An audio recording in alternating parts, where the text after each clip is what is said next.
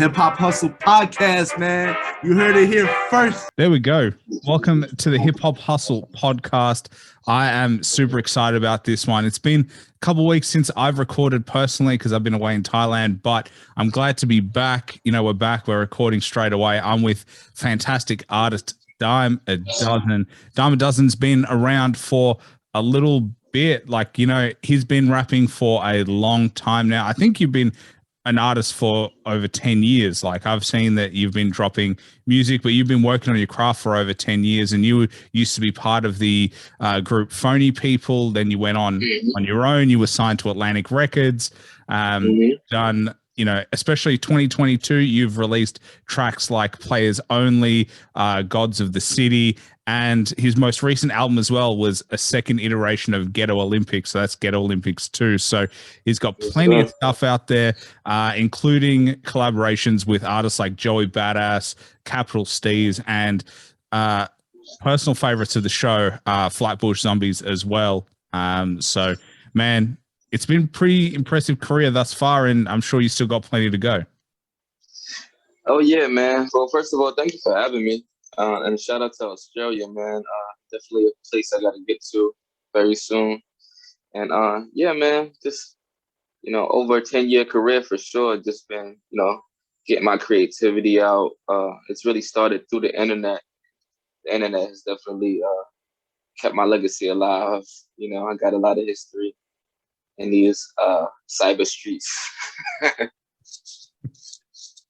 Yeah, for sure. Well, something I saw that was really interesting to me was that you had to deal with Puma.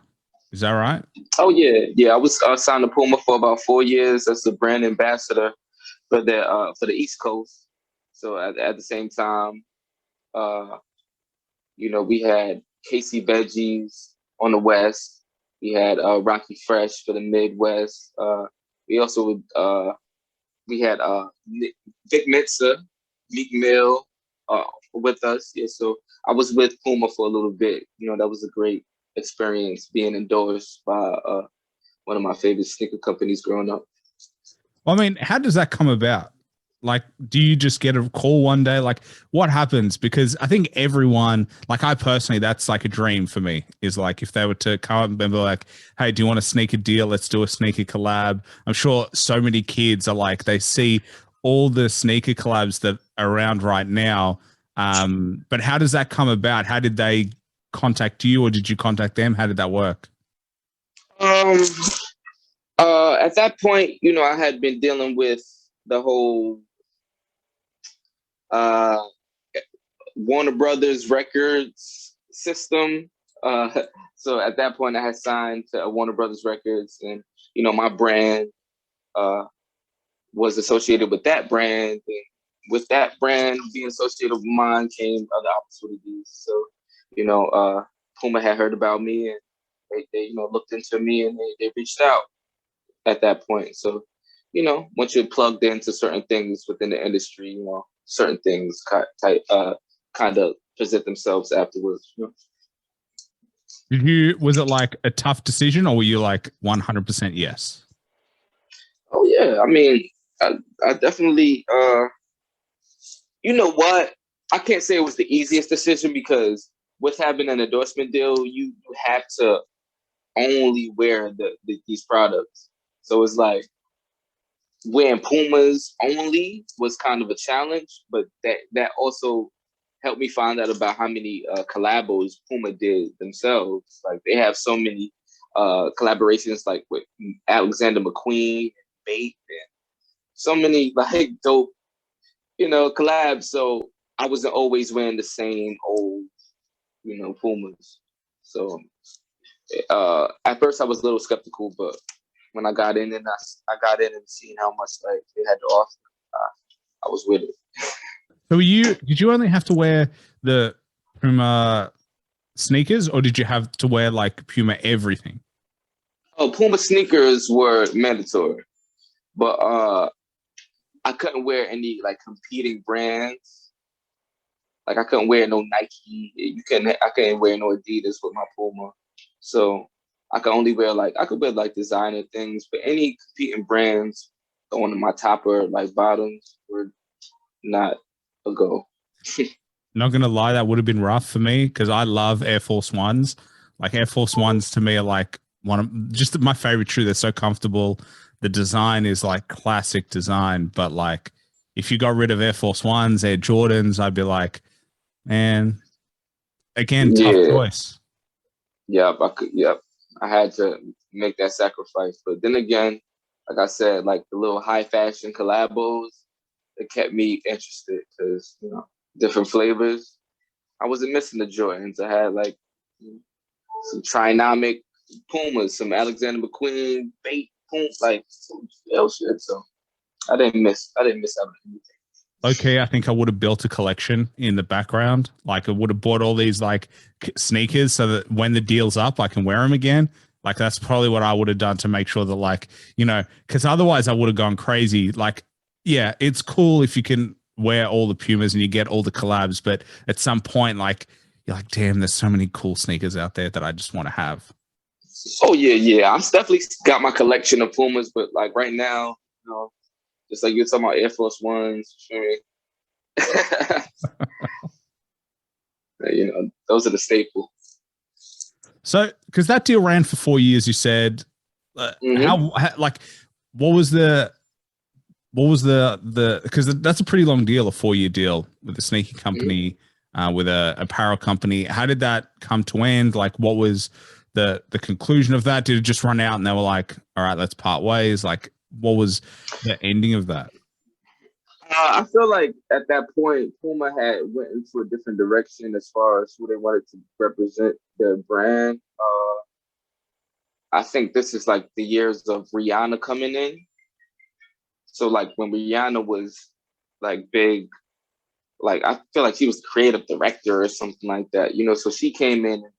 I'm sure like a lot of the budget and a lot of like the attention went towards like having Rihanna, because these brands really just associate with you to kind of like, you know, widen their audience. Even though they're big brands, like they do understand that, you know, us as young artists coming up, we have our own fan bases. The things that we think are cool are going to influence our fans and people that listen to us. So, of course, you know, they reach out and, you know, they want you to be associated. But, you know, when Rihanna, like an artist like Rihanna comes through, it's like, yeah, you know, we can wrap up our deal. We about to, you know, focus more on this big, huge entity that's going to bring us even more. And then you see even after those years, like they had like Jay-Z dealing with the company, Nipsey Hussle. So, you know, they continue to, you know, co-sign artists and, you know, spend their money wisely. You know, they're buying influence, you know, really. When you put it like that, buying influence, do you look at it like it's kind of weird in a sense that a company essentially buys influence? They see success in someone and they kind of just buy clout. Like, I don't know, it feels like we look at it like hip hop is this commodity of like, it's such an important culture in history, such an important culture in music. And then you've got these companies who are trying to really monetize it and take it advantage of it to obviously grow their own brands, but at the same time they put money in the pockets of the artists. So it's like this weird place that we're in. Yeah, I mean, yeah, it's happening all the time, you know. You know, it's like a constant pimping whole situation. It's like, you know, but as a young artist, you kind of don't look at it that way, because kind of the smoke and mirrors kind of make you attracted to this whole being used thing. So it's like, as you know, me as an artist, as I grow older, you know, I look back and I realize certain, you know, tactics that were used to, you know, get us as young artists on board. Like, you know, even with labels, like the whole facade of, you know, this label is gonna, you know, bring you, you know, signing to a label means you made it. Like that in our heads growing up, that was kind of how it was presented to us. And I feel like that was kind of for a reason. You know, it was like, okay, you signed a deal, you made it. But at the end of the day, it's like, what type of deal are you signing?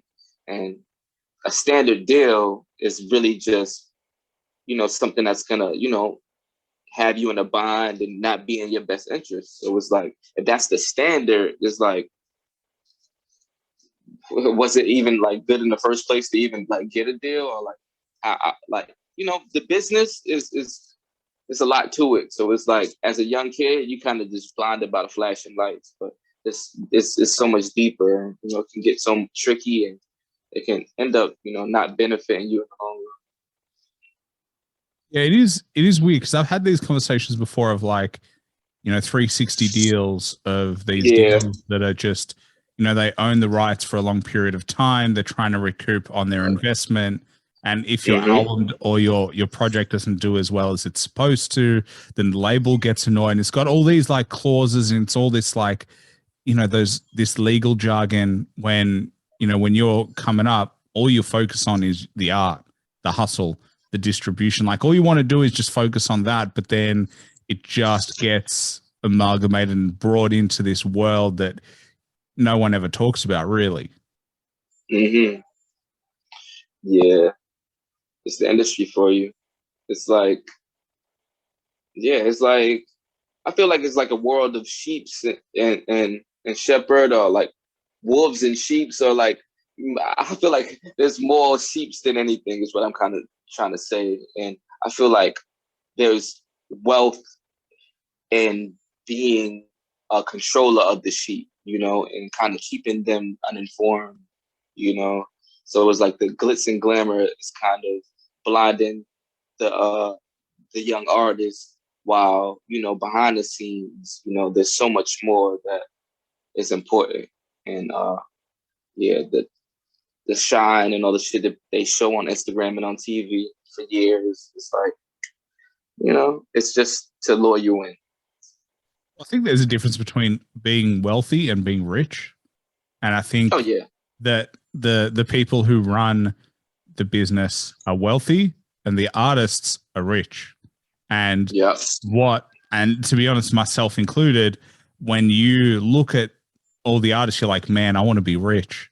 But what you should want is to be that, like, that wealth for a long period of time of like, you've got sustained money. You can look after generations of your family, rather than I'm rich for 10 years and then I've got other people controlling my money. I got other people telling me what to do. I got other people controlling my business. And then 10 years, my career is over for whatever reason.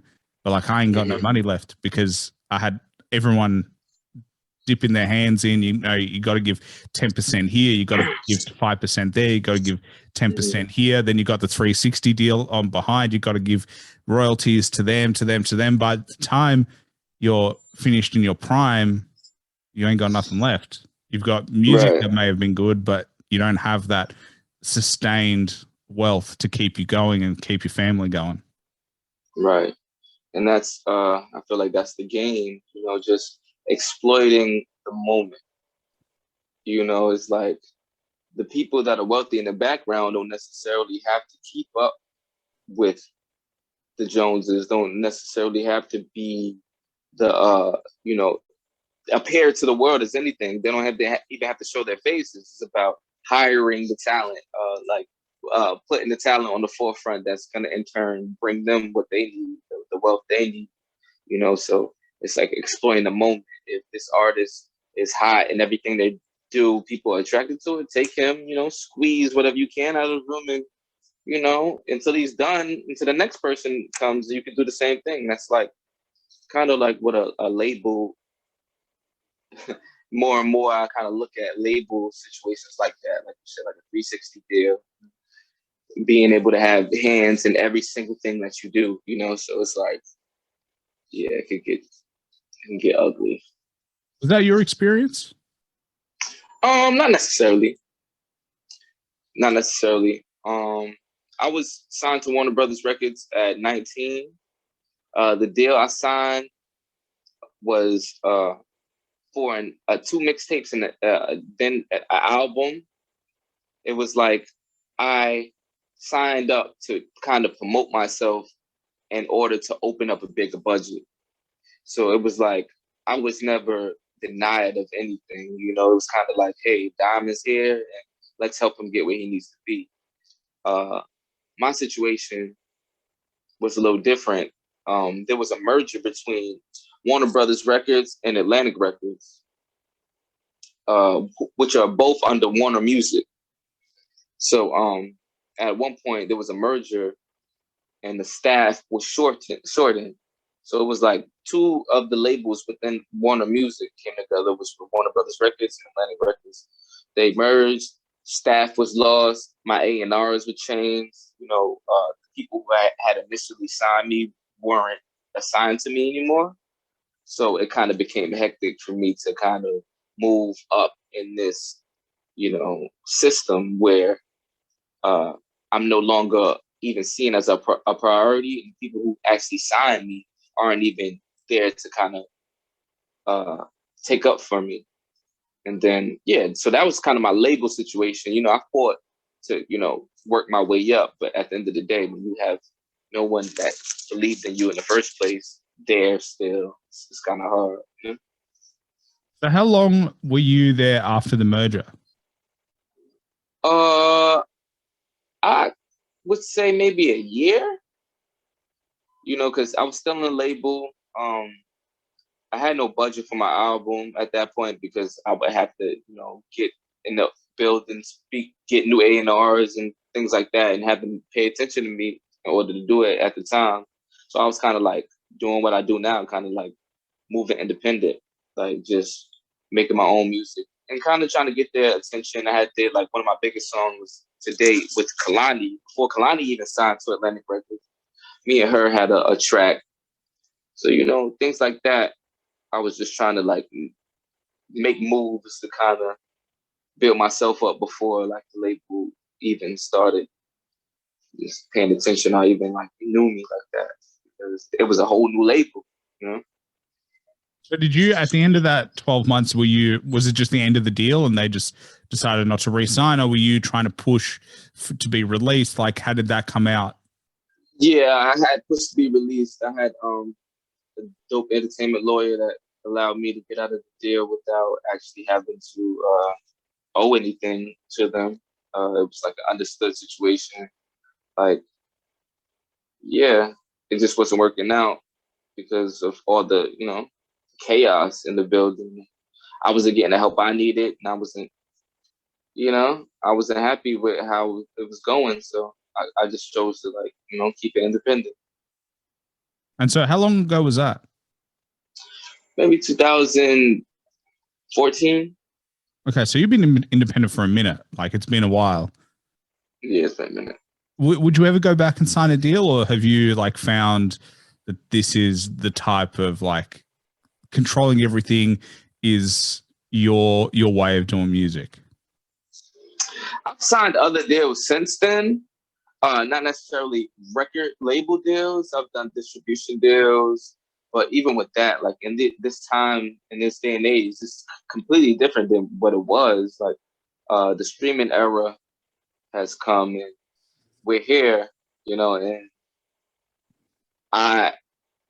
I find it so much easier to be able to upload my own music and not have to go through a label and ask people questions or like submit art and then wait for somebody to upload my shit. Like, I'm not really into that. But if there was ever like a label situation that allows me to like have my own like control of my music and how it's uploaded and things like that, but they also offer, promotional opportunities. I mean, deals like that, like, because at the end of the day, like, what do we need labels for, right now? Yeah, like, word, like, what do we need them for? And they would have to convince me why I needed them, really. Well, I mean, the message from what I'm hearing is you got to come with a nice offer, come with a bag, and also you got to show that you can open some doors that aren't opened right now. Because to be honest, from my perspective, obviously I'm not an artist. I just hear these stories and talk to people. But from my perspective, it's like the only real thing that they can offer you is opportunities you would never have had to work with artists that you may not have access to right now. Like artists that you look up to as a kid where you're like, fuck, if I could work with them, it would be like a dream come true, where I could like actually show my skill, where I could learn off those types of artists. To me, that is what really is invaluable opportunity, because if you build a relationship, no matter how the deal goes, you have a relationship with that person. And now you've kind of broken through that kind of invisible glass ceiling because they've taken you into that. Right. But even with that, in this day and age, for example, like I was doing shows in Brooklyn before I got signed and putting out videos on the internet, and Plain Pat, which is like one of Kanye West's close producer homies, like ended up reaching out to me just from the internet. So it's like, in this day and age, we can make those relationships too. You know, it's always cool to have like a label that has relationships with like a Timberland, or, you know, that's just off top of the head, like someone of that caliber that, you know, can connect with us and bring it to another level. But the fact that it was just someone who was just so close to Kanye West that could make a call and be like, yo, this is Dyme, you know, and all it took was the internet. And this is before IG, this is before any of that shit. So it was like, they got on YouTube and said, hey, let me hit him up on Twitter because I just seen his video and I want to go to his next show. So it's like, what can you do for me, bro? That's how I'm looking at labels. Like, yo, like, what are we doing? Does it make sense? Because, like, I like to say, like, I'm a star player, but I'm also a team player. Is there some type of conglomerate I can sit there and join, or some type of label that I can represent that's gonna help me? Just like you will be buying my influence, and I will be associating myself with your brand and being under your brand. You know, I'm kind of signing up to be associated with yours to make myself bigger. So it's like, what are we doing? Like, well, I think that's why we're seeing a lot of artists start their own labels. A lot of artists, you know, go independent. A lot of artists go, you know what? With the way the music industry is right now, I can do it all myself. Like, I don't need someone to spin my tracks on the radio. I don't need to have relationships with all the DJs. Like, I can have relationships with them, but like I can also distribute myself. I can also find features, you know, I can book them myself. I can do the distribution. I can make videos, music videos. Like, making music videos is as easy as it's ever been. Like, it's still fucking hard, but like, it's, you can still do it. Like, you can buy a mic, you can buy, you know, the right cameras. You know, I do this podcast independently. I don't need anyone to fund this. So it's like, you know, now is easier than ever. It's just about actually committing to doing it all yourself. I think that's the challenge, is like, it does take a lot to be your own artist. It does take a lot to do everything your own, because if you're not willing to do it, then it's not going to work. And you might as well sign to a deal, because they're going to do it for you. Like, if they want to push it, they're going to push it. They're going to do distribution. They're going to do marketing. They're going to do all of that, but your music may just not be your own. That's the problem. Where you can't move how you want to move with it. You know, you got to have people sign off on your stuff. It's like, I'm not into that. But yeah, you know, you definitely got to put the work in as an independent artist. You know, I'm still building my structure completely. You know, I definitely have a foundation of, you know, people and that, you know, keep this thing going. You know, I got earlier, we probably weren't on camera, but my God, V-Law is here, man. Like, you know, he's an artist as well, but he's an engineer. You know, keep the vocals clean, keep the, you know, my voice sounding clear. So it's like, that's very much needed. With money montage, production. So it's like, the sessions. I don't know if I'm upstairs. The sessions. Oh, was there? Yeah, I don't know if I'm upstairs. Yeah, it's fine. Yeah, so you feel me? Shit like that. So it's definitely, you know, a team is needed. So the fact that I'm able to, you know, have that on deck is a blessing. Yeah, for sure.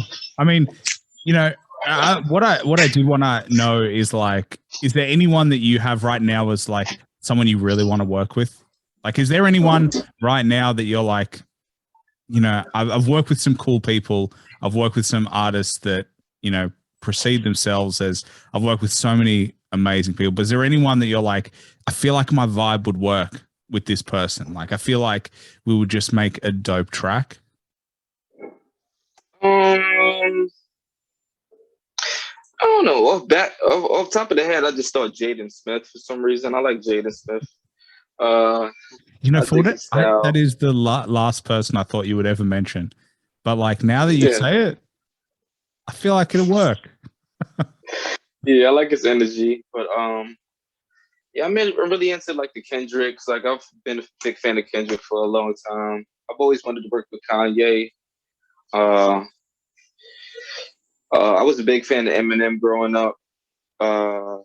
Jay-Z, I've always like wanted to be a part of like the Rock Nation, Rockefeller, just being from Brooklyn, that's like something that you always like you aspire to be growing up and seeing Jay-Z have his own like empire. You kind of want to be a part of that. Those are like some artists I would like to work with, but nobody that stands out so much right now, like that's out right now. Yeah. I mean, I think, everyone would love to work with people like Jay-Z, people like Kanye. Yeah. They're like, once they put you on, it's like you're legit. They like give you the credit. And I know I agree with you with Eminem. Like I've loved Eminem when I was a kid. 50 Cent was always the first person I ever listened to. But like, it would be interesting to work with those artists to see what they are actually like in a studio, as opposed to just like, what we see in terms of what they put together. Like I'd love to be in that room with them and see them in their creative process and like soak it up and be a sponge. Yeah. I mean, most importantly, that would be beautiful for me because, I don't even necessarily like, when I say work with an artist, like I could be behind the scenes, I could be helping artists with like lyrics and shit like that. Like don't even necessarily have to be like straight up me featuring. Like I'm down to just like help. Like I've always wanted to do that. Like write for other people, write rap, R&B songs, stuff like that. Just for some of the top artists or some of the artists that want to keep going and stay current. I'm in the streets. I am this generation and the next generation. So it's like I want to put my mind to work. Well, how do you feel about ghostwriters? Because you just said you're open to it, but how do you feel about it as an artist yourself, as a rapper? Someone who takes pride in their own music. Like, how do you feel about that in general? I mean, as an MC, I take pride in writing my own lyrics. But I look at certain pop acts, like a Beyonce, certain acts like that kind of, need, or, Adele, like people that kind of use a team of writers to enhance their work. And I understand it. It's like the World Olympics. It's like no team, Olympic team or championship team wins a solo. It's kind of like, they're presenting this big brand. The Brooklyn Nets is just like Beyonce. You feel me? Like a better example, Jay-Z is like the Brooklyn Nets. It's like it takes a lot of people to Brooklyn Nets is like Beyonce because it takes a lot of people to kind of like bring her to life. Like bring her, whether it be her makeup, whether it be like her writers, whether it be like it takes a team of people to help her brand shine. So it's like, yeah, I totally understand what a ghostwriter can do for a pop act, but if we're getting down to like the essence of hip hop, you might get looked at a little sideways if you're not writing your own lyrics, and as an MC especially. I mean, there are a lot of people who don't write their own lyrics and they're doing well. Yeah. I mean, people like Cardi B, Dre. Kanye doesn't write all his own lyrics. Dr. Dre has never written his lyrics. That's not what he brings to the party. But like, there are a lot of people who have ghostwriters, but it's interesting now that like, it's almost, you get to a point where your career is at a point and it becomes accepted. You know what I mean? Like it becomes like, all right, you're this big. I cannot expect you to write all your own lyrics because you don't have the time to do it all. Yeah. And especially when like you're more of a production act like a Dr. Dre or a Kanye West. Like, you know, these guys are known for their sound. You know, the lyrics, you know, are complimentary, but I feel like Kanye West in a whole is just a sound. Dr. Dre is a sound. So it's like when other artists come into that world and help, you know, enhance that sound, it's just, you know, it is what it is. It's not, I don't feel like it's any knock to them because they are just minds that produce music, not necessarily MCs that came from the New York battle b-boy. Like me, I'm an MC, I'm an artist from New York. That's my essence, you know. So for someone to like say I have a ghostwriter or anything like that, I'll be insulted. It's like, you know where I come from, bro. Like, you know, I was in the hallways, I was in the middle of the street battling people. You know, I was in ciphers. You know, I was battling people twice my age. Like I was on YouTube doing YouTube ciphers as well. It's like, you know what's up. So it's like, that's where I come from. Don't insult me and say I got ghostwriters. But some people, I can understand why they get passes because it's like Dr. Dre ain't no lyricist, you know. Yeah. And to be fair, you know, and I say I'm kind of like you. I kind of look at it both ways because I'm like, it depends what you bring to the party. Because like, right. you know, some people are sound people and they cannot put lyrics together. Some people are lyricists. They put lyrics together. Some people are performers. And sometimes you need everyone to work together to build like that brand that we were talking about. That like, you know, just because I'm a good lyricist doesn't mean I want to perform. And just because I'm a good, you know, performer doesn't mean I know how to put a beat together. So you need the team of like, you need people to help you because if the rule was you had to do it all yourself, we would get like no music because it would be impossible to be like, I'm making my beats. I'm my own engineer. I'm doing it all myself. I'm writing my own lyrics. Like it's not possible to do it all. So there has to be at some point that someone else has to step up and has to help you, whether that be lyrically, whether that be sound wise. Like you've got an engineer. Everyone's got an engineer. You got to have one because otherwise it's going to sound like shit. So you know, you can't do it by yourself. Yeah. And even with, I feel like being relatable is one of my biggest goals.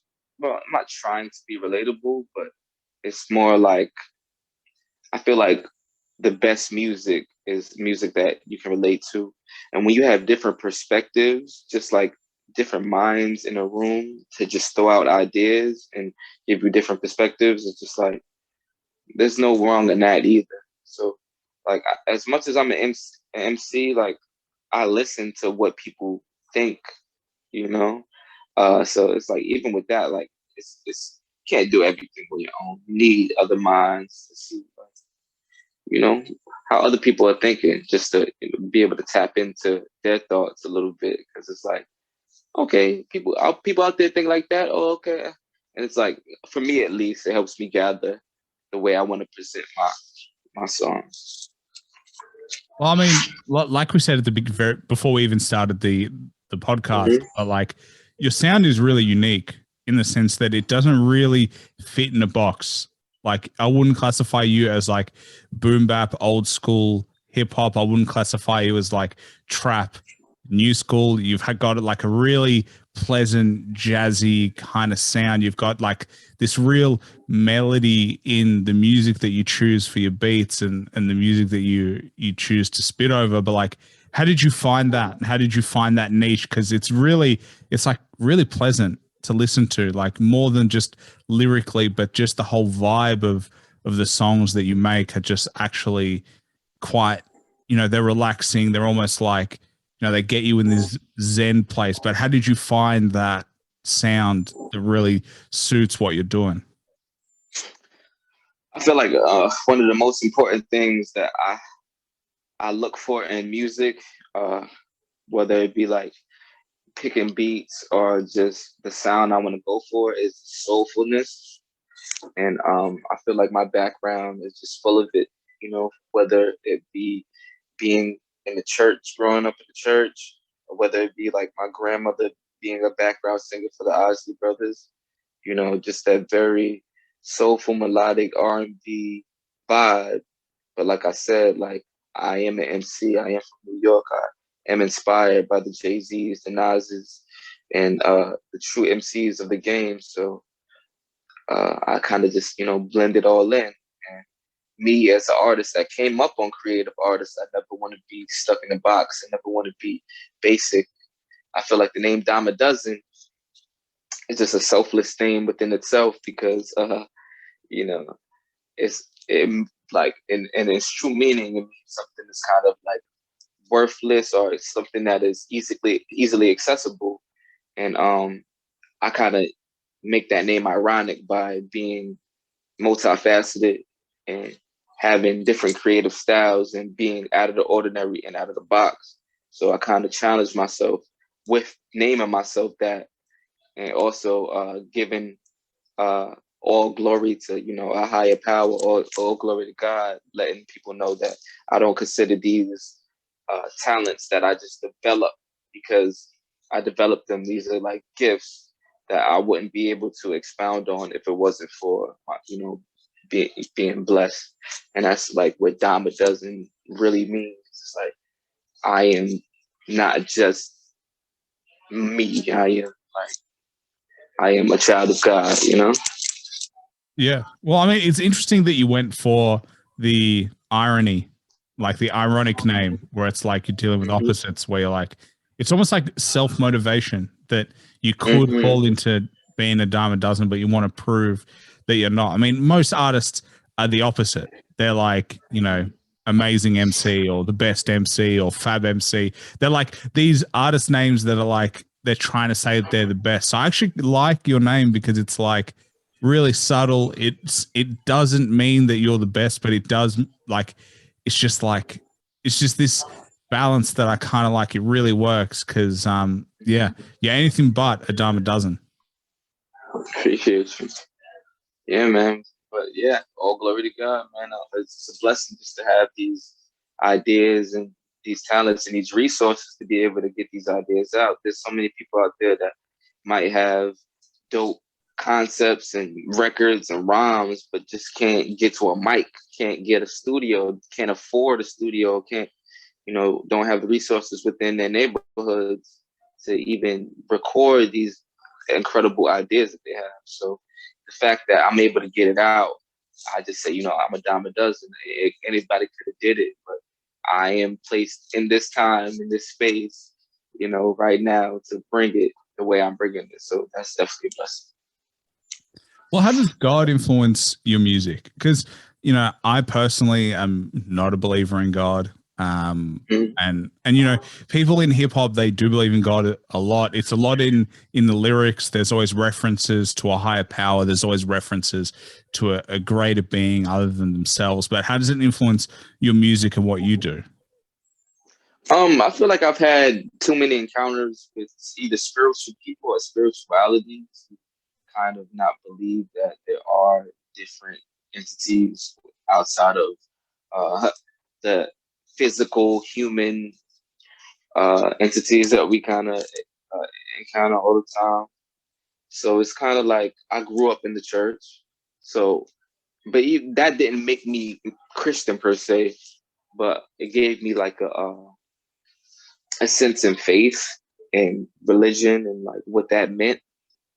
But growing up, I was able to, do my own studies, look into, things like spirit science and meet people from other races like Islam, kind of see what those were about. And I kind of came to the conclusion that, people that are interested in religion kind of all are having the same idea of, the faith idea. Like they have faith in something that is kind of unseen and, they believe that, there's something bigger than them. So if nothing, if I don't believe in a God or anything, I do believe in the high power of God. But if anything, if nothing else, I believe that I am not just here because like because me, like, there's definitely a trickle down effect and definitely something higher than me that has brought all of us here. So it's like, hey, you just got to give praise to, whether it be the universe, whether it be, it's something bigger than just the human race. That's how I feel, so definitely got to have some type of gratitude and appreciation for whatever has us here. Does that, for me, does that make it easier for you to create that feeling of like there is more than just this? I guess you could say that, because it's kind of like an installed attitude or installed feeling within me. Like, there is more. Yeah, I guess that's what faith is. That's exactly what faith is. The fact that knowing that there is more, not knowing what it is, but having faith that it's better, or having faith that you shouldn't be scared of what's coming. It's going to be joyous, that things in the future are going to be better for you. That, like, even in church, like a preacher preach that to you while you come in there. It's just about like uplifting your spirit, So it's like to have a sense of faith within yourself and be able to lift your own spirits in bad times and know that the future is better, it definitely helps me create music. Yeah. Because like I would have quit already, I would have been done. Like I would have not been in the deal anymore, and I would have felt like, damn, like it's God, why did you put me through this? Instead of being like, wow, that was an experience that is gonna help me get to my next level. And I've seen it through example. Like everything that has happened to me has prepared me for my next level, and I still have faith that I'm a brand new artist, and I can still be a brand new artist, and I feel better than ever, and I'm making the best music I've made. So it's like, it's only continuing to get better. No, it's interesting because like you say that the faith in God helps you move forward. It's like it keeps guiding you. And it's like, to me personally, I'm like, I have faith in myself in a way. Mm-hmm. And that's what it is to me personally, is like, whether the trials or tribulations, but at the end of the day, if you don't quit, that you're gonna make it happen. That all it is the continual grind. And I don't know, for me personally, it's like something that I have always been like, take accountability for everything. And I think a lot of people like to blame other external factors, I think. And, whether it be religion or otherwise, a lot of people like to point fingers and go, I didn't get that because of this person, or I didn't get that because of this. But like, I think for me and every successful person I've ever listened to, they're like, if you take accountability for your own actions, if you take accountability for what you're putting out there, then you will be in control of your destiny at the end of the day. Yeah, there are people that influence what you get, but if you take accountability and you try to make yourself the best person or the best artist or the best at whatever pursuit you want to pursue, then inevitably over time you will see success. Yeah, for sure. And I'm not against anyone thinking like that, because you're definitely supposed to have faith within yourself. You're supposed to know that your skill, work at your skill to the point where you feel like you can't fail, or you feel like you're best equipped to not fail. But I feel like there are some things in life that we can't control, and when we work our hardest and we miss opportunities, and certain opportunities end up being better for us than others, like, we could call it coincidence, we could call it alignment, we could call it energy, but at the same time, I could sit there and work my hardest to become the best me, but there's certain things that kind of unexplained, or situations that kind of occur that kind of lead us into our best situations. And I feel like my faith has kind of prepared me for that. It kind of excites me for my new levels, because it kind of always happens like that. And it could be like manifestation power. It could be God. It could be whatever. But like, I just look at it as like me having faith within my talents, of course. But I feel like my talents aren't all me because like I didn't have to be this man. I didn't have to come into the earth this way. I didn't have to have this voice. I didn't have to have this mind. So I feel like I can't take all credit for me, you know? Yeah, I get it. I mean, it's interesting because regardless of how I feel, you know, the whole God, religion, analogies, the whole metaphors in religion and how it connects to the artistry of hip hop is really cool. Like all those metaphors, like without religion, wouldn't be as cool. Like there's just so much in there that, like, you know, you can hear almost most tracks have some reference to a higher power. Some tracks have references to, like, you know, even Greek gods. It doesn't even have to be, but general religion is actually a really big part of hip hop and something that, you know, I probably haven't even discussed on the show before, but like it actually adds so much to it. Even if you don't believe, like there's something about the connections and the higher powers and just like the way you can play with those metaphors and those lessons is actually what makes the music really good. Yeah, I agree. Yeah, you just made me think of so many lines. Like, even like you spoke of Greek gods. I know so many rappers that say, "Oh, she's wet like Poseidon," or like, you know, certain things like that. Zeus bars, shit like that. You know, yeah, Medusa. I know what Royce the 5'9", he was like, yeah, I'm fucking a stone cold killer. And it's like, that's a reference to Medusa.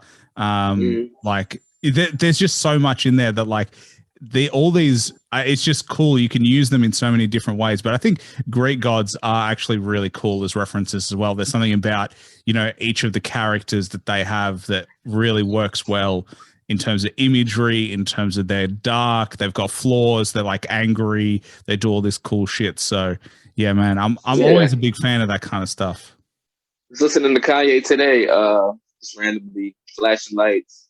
I watch live performances on my spare time sometimes, just old live performances, new ones. And there was a Kanye West of VH1 Storytellers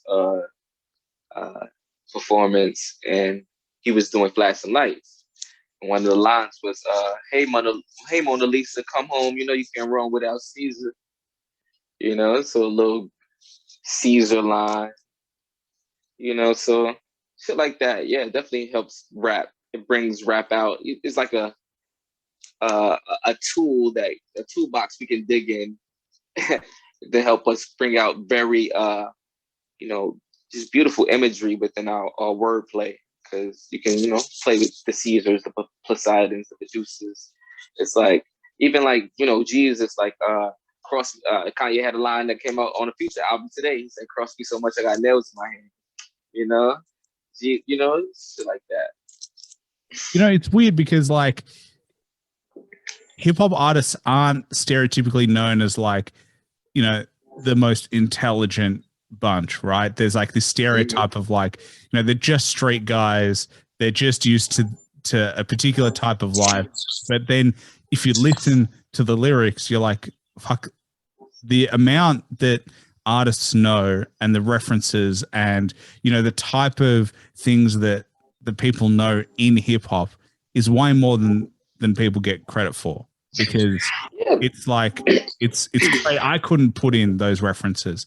You know, I went to university. I got degrees. Half the shit I'm looking at and I'm listening to, I'm like, how the fuck did you put that together? Like I didn't even have the ability to even think that that's something that I could do, let alone to put it together with the beat, with the melody, with the pocket that you're rapping in. And it's like, man, people need more credit. Yeah, and it's like, you know, it's different types of intelligence, you know? Like some people say, oh, you can be street smart. You know, so a lot of people have like street intelligence, or just the intelligence that you gather just being a minority, just being a Black person in America. You know, just certain ways you have to outthink situations that you're in, like just being able to survive just takes an extra type of thinking that you wouldn't even have to use in the university. So it's like you're kind of more intelligent in another way, just a different lane. It's not maybe academically, or it could be, or it can be just within the streets. It can be within street business. It can be within the Bible. Because in the Black community, a lot of us are brought up, especially in Brooklyn and New York, and Christian background, Christian tabernacles, and just the whole Jesus, just the Jesus vibe. So it's like we get it all out here. So it's like we might be more advanced in church, but maybe not books. So it's like it's different type of intelligence. What's interesting is that I was listening to 50 Cent's audiobook, and he was like, what made him successful in business was that the business world is very similar to the streets. Yeah, I listened to that book too. I listened to the audiobook. Yeah. Yeah, Hustle Harder, Hustle Smarter. It's honestly such a good book, but it's interesting because it's like, it is like the streets. It's just polite. It's just like, there's just a little bit more, they're just wearing suits. They're just wearing, it's a different type of like hustle. It's a different type of like, I'm going to stab you in the back, or I'm going to get on top. It could be a little bit dirtier. It could be a little bit dirtier because it's like smiles, you get smiles in the streets. You can have people stab you on your back, but the aggression in the streets, which has kind of always been a little bit confusing to me, is that you can really be more aggressive to your brother in the street. So like someone out there than you would be in, a corporate building, or to someone within the like record label industry. It's like they say, like black on black crime. Like we'll probably kill someone faster that looks like us than like someone who doesn't. And I feel like that's like, the dynamic between the rap industry and, the streets as well. It's like, shit goes down in the streets. We're probably 2 times across our brother in the street. But like in this label, we got guys in suits that are doing the same exact things with smiles on their faces. They're 2 times in you, but it's like you don't feel the energy as prominent as you would in the streets. This is more like, this is different. This is a different type of snake, It's like, it's a more subtle, it's like they trick you. It's like, right. They get you to feel comfortable. They get you to like, they get you to agree to it. And then, then later you realize you fucked up. But first they get you to agree. So like they're like selling you. It's so different. But it's like, if you can take the same mentality of like, it's a dog eat dog world that you have in the street, and you bring it to corporate, you'll do well. That's like what 50 Cent said, is like, you've just got to be willing to play the game. It's slightly different in terms of the rules, in terms of how you speak, in terms of what you do. But like, generally, it's the same game. It's just played slightly differently. It's played with contracts. It's played with, meetings. It's played face to face. The violence isn't really there. It depends which circles you play in, but violence isn't really in corporate. Fingers crossed, but it's like completely different. Right. I agree. Well, actually, something I did want to ask you about, because we were obviously talking about the NBA and you were playing 2K, but like, do you have, Brooklyn are out, touchy subject, but do you have a smoky for who you think will win the chip? Like, do you have someone who, like, how are you feeling at the moment? Do you have like, I'm asking for a tip, before we've even really gotten into it. You might prove that you know what you're talking about. Okay, well, Boston Celtics look incredible against us. I'm very upset that we got swept. This is reminding me of like years back when the Knicks got, I think we only had 1 game against the Celtics at one point, and we got swept like first and second round when Melo was with us, Carmelo. But yeah, man, this year I was just hoping for it to be a good year for Brooklyn. I was really rooting for us. Felt like the energy was there. We had this new team, KD, Kyrie. But right now, like, the Celtics look really good in that series. I got to, New York and Boston had beef just for no reason. I mean, I can't say for no reason, but like it's kind of like an unspoken thing nowadays because I know we have history, but I know I meet someone from Boston, I'm automatically like, I don't know, like there's always been like a New York Boston tension, but even without that, Celtics they look really good, so like I'm a root for them this year, man. Shout out to Tatum and everybody that's doing their thing over there, man.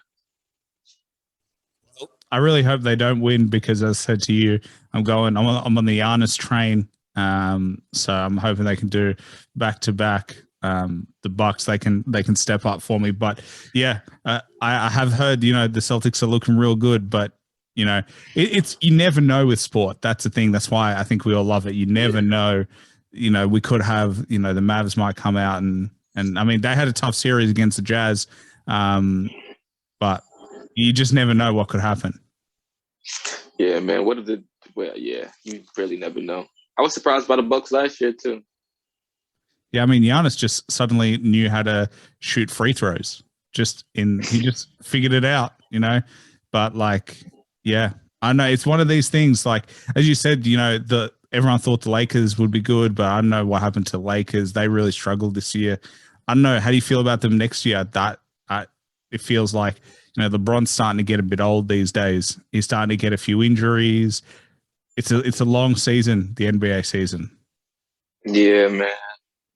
Definitely a disappointment this year, the Lakers. But yeah, man, I get a little bit worried because all those guys are getting up there in age. I feel like they may be like maybe the oldest team in the NBA. I don't know the oldest starting lineup, but yeah, I do feel like they got a championship in them still, but it's a lot of young guys out there, man. That's just ready.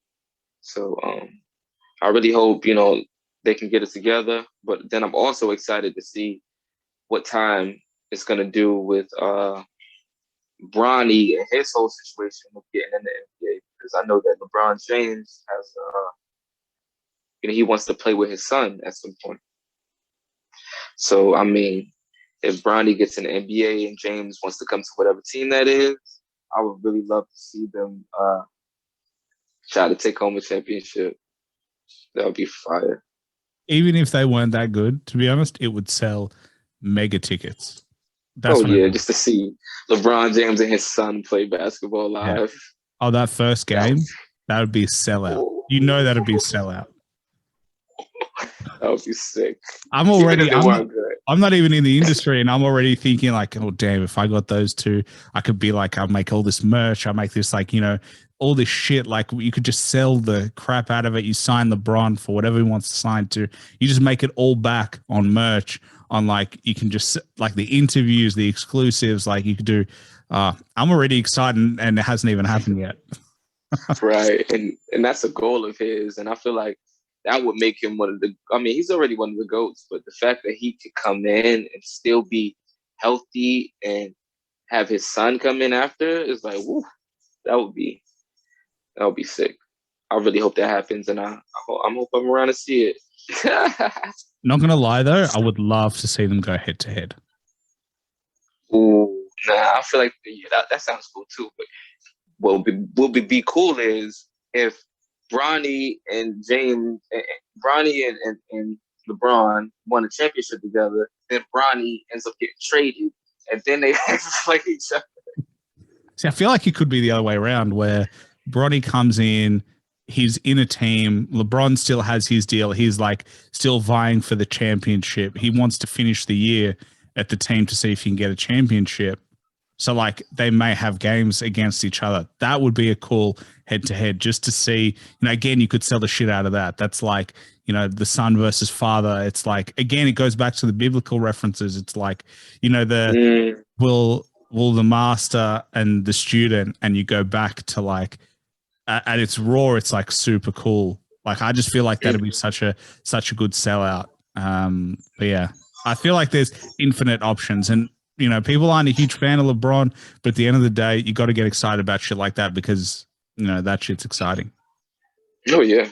He's one of the greatest for sure. I mean, and the fact that, he's about to, have a whole nother part of his legacy, that's kind of what we didn't get to see with, Kobe Bryant and his daughter, rest in peace, just that idea was kind of exciting. Just like to see the greatness of Kobe and how he was raising his daughter to be a skilled athlete as well, and how far she could have gone. That's so sad. So the fact that LeBron is closer to making that happen, and we can see it from another great, kind of in his honor again too, because like when the year James died, LeBron won that championship. So it's like maybe we can get one of the GOAT kids into the league at the same time as the GOAT. Yeah, I agree. Well, I only have one more question for you, man. And it's the only question I plan on the show. Might be the hardest question, but if you had to recommend one album that everybody listens to at least once, cannot be your own, can be any genre of music, what would it be?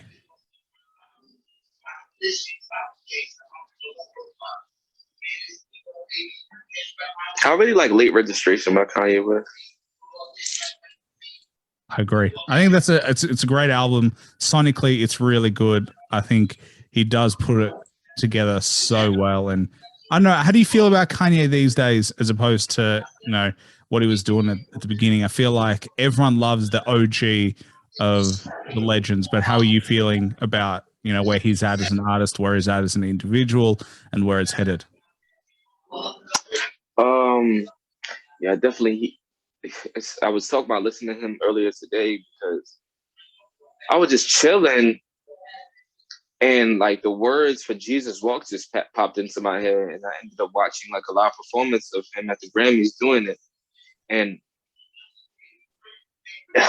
he's just done so much iconic shit, and it's just like, even when you get down to like the lyrical content, just like I know that like we said, like the producers, they kind of got writers, and we kind of accept them. Like I think maybe Ron Fest helped him with this line, or maybe Ron Fest wrote these lyrics. But like even the beginning of Jesus Walks, what the Midwest is: young and restless, for reckless niggas might snatch your necklace, and next these niggas might jack your Lexus. It's like such a MC's lyricist cadence, and it's just like to bring that into the game as a song that's about Jesus, a song that's like not the norm. Just, yeah, man, like he's always been someone that's created timeless music, and it's taken that time for us to kind of push forward. It's kind of like the oldies were to us, like the old school songs that, the Marvin Gaye's and the Isley Brothers and groups like that, artists like that used to make. Like those songs are timeless, even though it's 30 years later. Now we're seeing like Late Registration and Graduation. As these become 15 and 20 years old, we're like, damn, this shit still fires. So it's like we're getting our oldies, our oldies, and Kanye West is a part of that, and Kanye, nowadays, I feel like, he's keeping it pushing. He's still staying creative, still being an influence, expanding his influence to fashion. He's took over with the sneaker game. He's just a dope example of like what others after him could potentially be. And he's definitely an inspiration to me for sure. So, I mean, I support whatever he's doing, definitely. Yeah, I support it. I just, I know he has good intentions as far as like inspiring artists and other creators for sure. Yeah. And, I love Jesus Walks as a track. Like it's a banger. Mm-hmm. It's also like a club hit, and he's talking about Jesus. Like you can play it at a party, and it's just like, it just hits every single time. Like you can go for a drive, and it's just like, there's a feeling in that song that's like not just about spirituality. It's like, damn, this bangs. It hits. It's like, what other song is like that? It's like, yeah, and the fact that he put so much energy behind it too, because he made sure it was a single. He shot 3 videos for it just to get the vision right. That just goes to show like how important his artistic vision was to him, and to get it out the right way was important. So that's so inspiring. and the fact that it's years later and we can still say that shit hits like that, that makes me want to, definitely stay focused and stay solid and keep creating music, in a dope way, and just focus on making timeless shit and take notes from artists like him. Well, I don't think there's any better way to finish other than that it continues to inspire you. But obviously, Dyme-A-Duzin came through. Please make sure you check him out. Check him out on IG. He's Dyme on IG. Check him out on Spotify. Check out his YouTube videos. But yeah, did you have anything that's coming soon? Is there anything you wanted to plug that is going to drop that the fans can look forward to? Do we have any sneak peeks? Anything happening? Very interesting. Interestingly enough, I was inspired by Kanye West's Good Fridays. A few years back, he used to, put out, if you're not familiar, nobody out there listening is familiar. He used to drop a song every week for like a period of time, and then he ended up releasing an album. So a few years of my career, I've been like on that type of timing. The way I record and the way I like to release, it can be rapid to, get promotion going. So I've just been releasing a few singles these past few weeks on all streaming platforms. So I got 8 singles out right now that released in the past 8 weeks. My most recent was Players Only, featuring Stro, Daylight, Rome Streets, and my guy Dyme-A-Duzin. So that's my newest track right now. But so all these tracks coming out means an album is coming soon. I plan on releasing maybe 2 projects this year. This first one probably may be a compilation of the joints I've been releasing, maybe updated versions, maybe added features, maybe. I'm trying to figure it out. But yeah, that should be coming soon. But I'm also working on an album called World Domination. So people should expect a new project with some of the singles that I've been releasing added to it, but I'm also working on the album for the fall called World Domination. Well, there you go. Dyme-A-Duzin came through. As I said, make sure to check him out. He's anything but a Dyme-A-Duzin. I think we said that before. I don't know. We should get T-shirts that say anything but Dyme-A-Duzin. I think it kind of works for me personally. I don't know. But man, absolute pleasure. I appreciate you coming through and looking forward to seeing what you can do. And we said, off air, but looking forward to seeing you come to Australia at some point. Borders are opening up. I went to Thailand recently. So if I can get over there, I'm sure you can come over here. So, man, it'd be great to do this in person as well. Yes, sir. Yeah, definitely. Let's make it happen. For sure. Yeah, thank you for having me once again, man. Thank you. This was fun. Hip Hop Hustle Podcast, man. You heard it here first.